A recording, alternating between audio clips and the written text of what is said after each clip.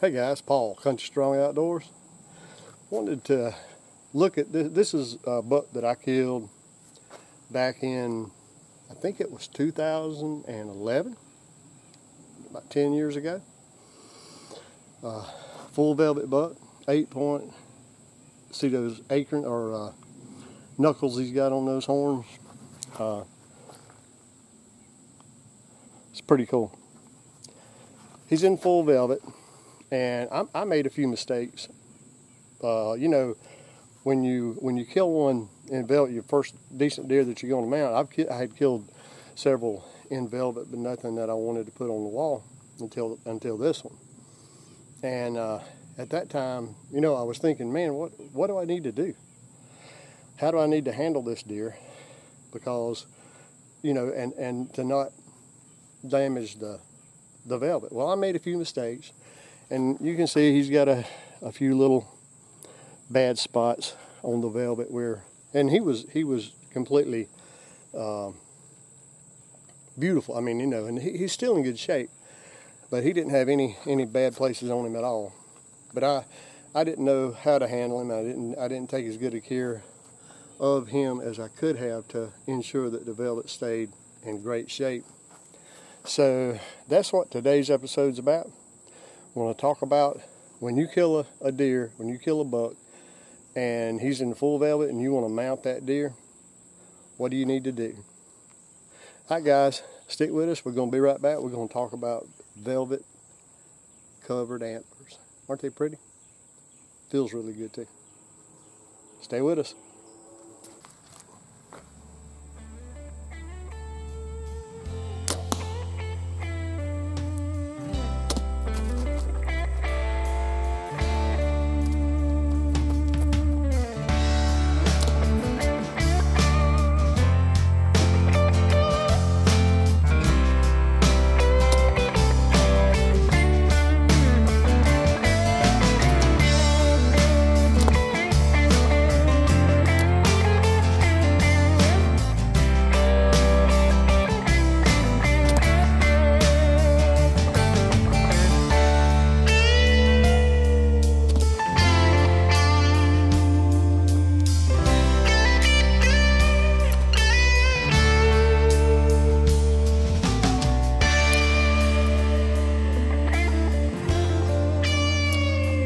What's up, guys? Paul, Country Strong Outdoors.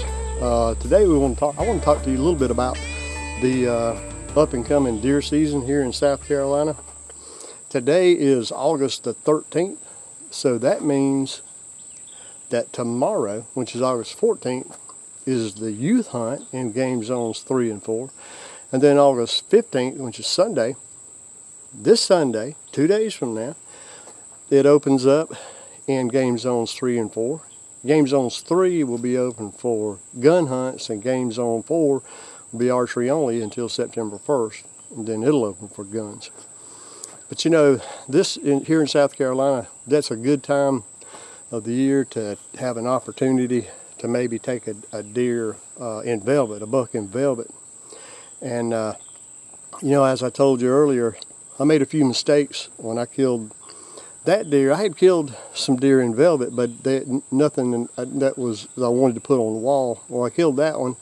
I wanted to have him done, so, you know, and then I thought, well, I really don't know what I need to do, or if I need to do anything other extra. I just really don't know, because I never had heard anybody talk about it. So I made some mistakes and caused a little bit of problems, but luckily the local taxidermist was able to take care of the deer and preserve the velvet, and it did just fine.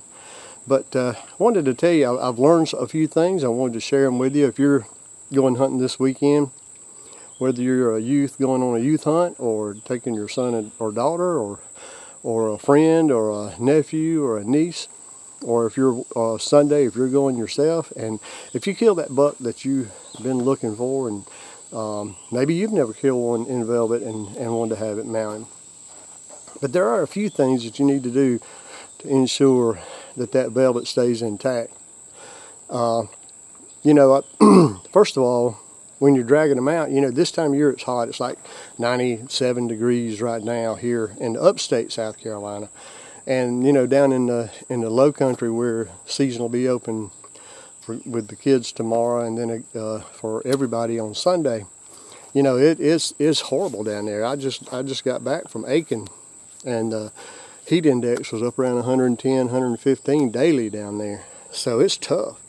Well, you know, when you're dragging that deer out, you know, first of all, when you kill a deer in that kind of heat, when it's been that hot, when it is really, really hot and humid, you know, you need to get that deer out as quickly as possible and get it chilling, get it cooling off, get some ice, get it gutted, get it field dressed, get the guts out of that deer, get some ice in that chest cavity and in the cavity of the deer, and get it cooling off, and get it to the processor, or if you're going to use the processor, get it there as quickly as you can so that he can get it in the cooler and get it cooling off.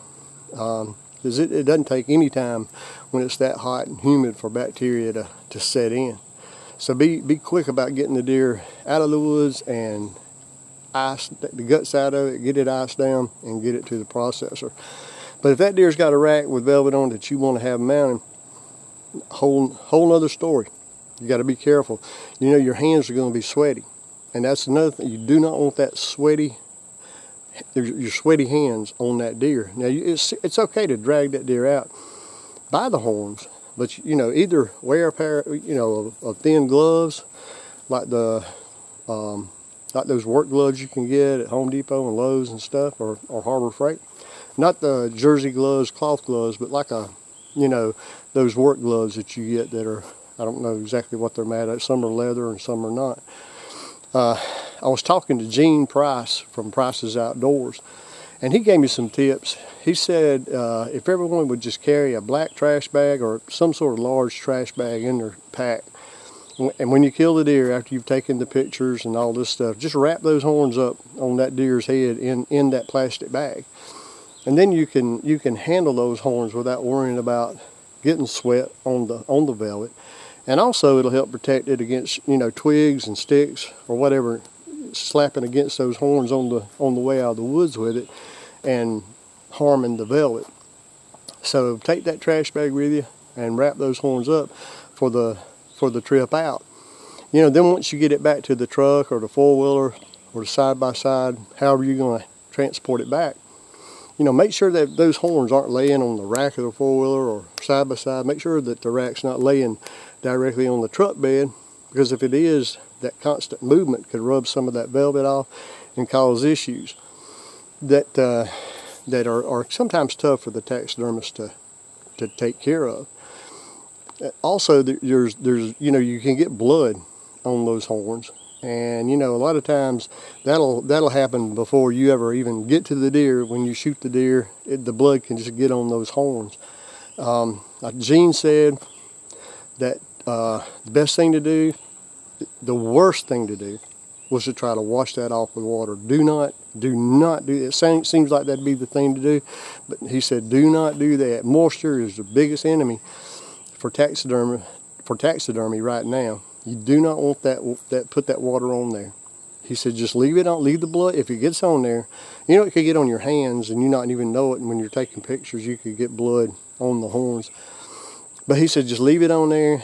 Those guys have chemicals and ways that they can remove that blood. It draws the blood out of that velvet. So they've got the tools and the knowledge and experience to do that. So just, if you do get blood on there, don't try to wash it off. For heaven's sakes, just leave it on there and let them take care of it. But try to avoid that as much as possible. Try to avoid getting any moisture on there at all. Gene said that was one of the hardest things to deal with right now, is that moisture getting on that velvet on those horns.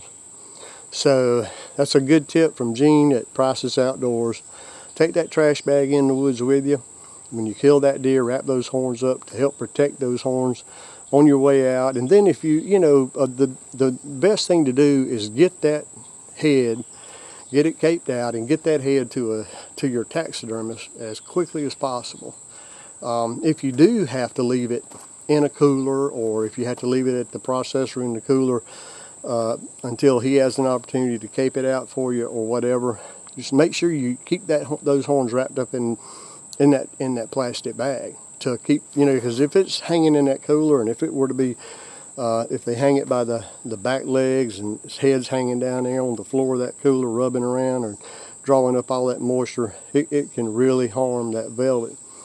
But so if you do have to leave it at the processor in the cooler for a night or two or whatever, just make sure you've got it wrapped up and protected.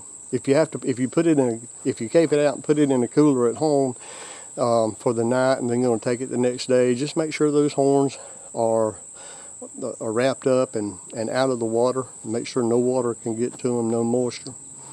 And that's basically all you have to do. It's really not that big a deal. They can handle, the taxidermist can handle a lot of that stuff. Mistakes that we as hunters make, they can take care of a lot of that stuff. But just take a little extra care. When, you know, if you kill one that's got the full velvet and you want to have it mounted, just take a little extra care with those horns, so that the velvet stays intact and stays in good shape. It makes a beautiful mount, and it's, you know, when you kill one this time of year, that's one of the big advantages of having a season that opens this early, is you do have the opportunity to kill one in full velvet, and it makes a beautiful mount. All right, guys. Well, I wish you all good luck. Any of you guys out there that are going to be hunting with youth tomorrow, or if you're going to hunt Sunday, I wish you good luck. Hope you get that big one. And if anything we can do to help you out, let us know. Check out Gene Price. Price is Outdoors. He's on YouTube, and check him out on Facebook. Oh, by the way, he's got a giveaway going right now. He also makes knives. And he's got a knife that he's giving away. Yeah, you can check him out on Facebook and go ahead and enter for that drawing. And you might be the lucky one to come up with a very, very nice knife. I've seen his work, and it's excellent. So anyway, all right, guys. Hope y'all have a great weekend, and enjoy this wonderful humid hot weather that we got going on. Can't do nothing about it. Might as well enjoy it. All right, guys, be careful, be safe, stay away from that COVID. See you on the next one.